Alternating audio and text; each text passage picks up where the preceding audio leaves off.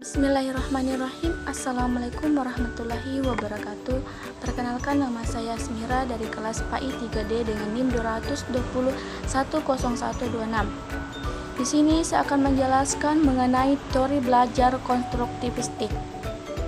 Teori belajar konstruktivistik adalah memahami belajar sebagai proses pembentukan konstruksi pengetahuan oleh peserta didik itu sendiri. Pengetahuan ada di dalam diri seseorang yang sedang mengetahui, seperti peserta didik itu sendiri. Peserta didik harus aktif selama kegiatan pembelajaran, aktif berpikir, menyusun konsep, dan memberi makna tentang hal-hal yang sedang dipelajari. Tetapi yang paling menentukan wujudnya gejala belajar adalah niat peserta didik itu sendiri. Sementara peranan guru dalam belajar konstruktivistik adalah membantu agar proses pengkonstruksian pengetahuan oleh peserta didik belajar berjalan dengan lancar, dan guru tidak mentransfer pengetahuan yang telah dimilikinya, melainkan membantu peserta didik untuk membentuk pengetahuannya sendiri dan dituntut untuk lebih memahami jalan pikiran atau cara pandang peserta didik dalam belajar. Dan adapun ciri-ciri belajar konstruktisme yang dikemukakan oleh Drive dan Eldon pada tahun 1994 sebagai berikut. Yang pertama, orientasi, yaitu peserta didik diberikan kesempatan untuk mengembangkan motivasi dalam mempelajari suatu topik dengan memberikan kesempatan melakukan observasi.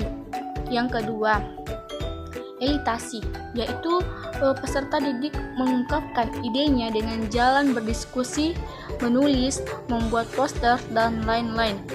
Yang ketiga, restrukturisasi ide, yaitu klarifikasi ide dengan ide orang lain, membangun ide baru, dan mengevaluasi ide baru.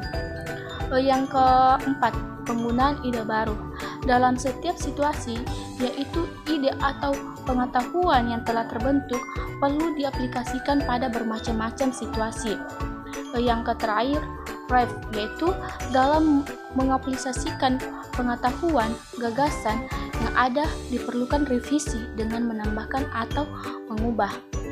Dan adapun pandangan peserta sebagai pribadi yang sudah memiliki kemampuan awal sebelum mempelajari suatu kemampuan awal tersebut akan menjadi dasar dalam mengkonstruksi pengetahuan yang akan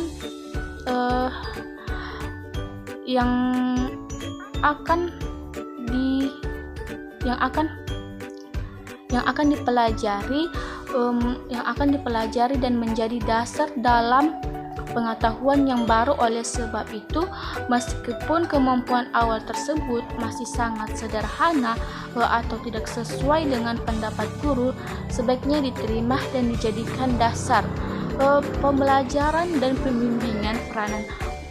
Peranan kunci guru dalam interaksi pendidikan adalah pengendalian yang meliputi menumbuhkan kemandirian dengan menyediakan kesempatan untuk mengambil keputusan dan bertindak, menumbuhkan kemampuan atau mengambil keputusan dan bertindak, dan dengan meningkatkan pengetahuan dan keterampilan peserta didik, dan menyediakan sistem dukungan yang memberikan kemudahan belajar agar peserta didik mempunyai peluang optimal untuk berlatih.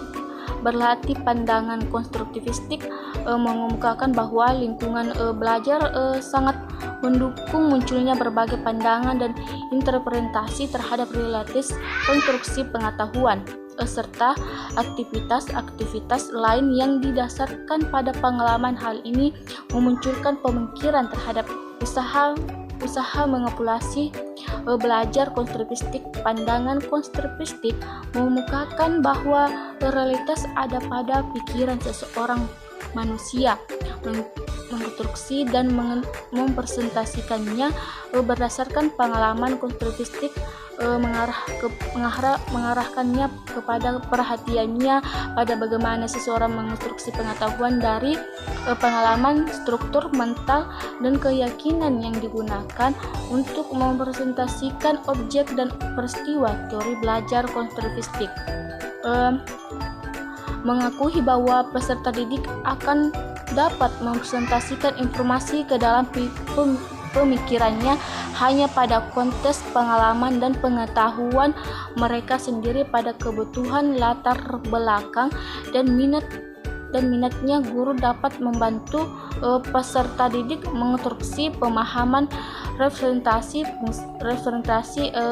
peserta didik.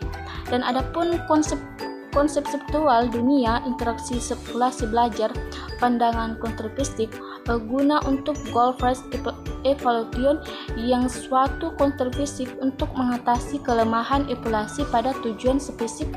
Evaluasi akan lebih objektif jika evaluator tidak diberi informasi tentang tujuan selanjutnya. Jika tujuan belajar diketahui sebelum proses belajar dimulai, proses belajar dan evaluasi akan berat sebelah. Itulah yang bisa saya sampaikan. Sekian dari saya. Wassalamualaikum warahmatullahi wabarakatuh.